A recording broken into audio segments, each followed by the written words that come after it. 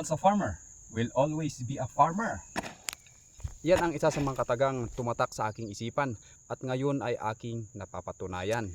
Taong 2009 nung natapos natin yung kolehiyo. At syempre, trabaho agad ang ating hinanap.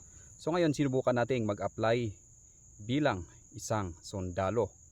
Tapos kasabay naman yan ay nag-apply tayo bilang isang farmer sa Japan. Abay parehas naman, pinalad tayong nakapasa. Pero syempre, gusto natin yung pang long term kaya tinuloy talaga natin yung ating pagsusundalo.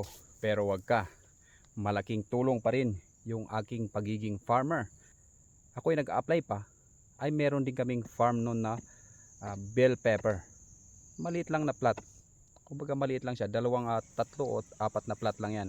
Pero alam nyo ba? Yun yung nagbibigay sa akin ng pamasahe. Ako ay nagproproseso noon sa Clark ng aking medical. No? Sabi ko nga, ako may mag-retire, ay syempre pipiliin pa rin natin yung farm business. Related pa rin sa farming. Alright.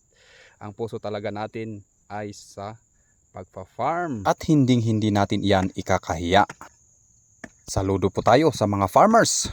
Walang silbi ang ating pera kung walang farmer na magtatrabaho para sa ating mga pagkain. Hanggang sa muli mga kamandirigma. Mabuhay po at ingat po tayong lahat.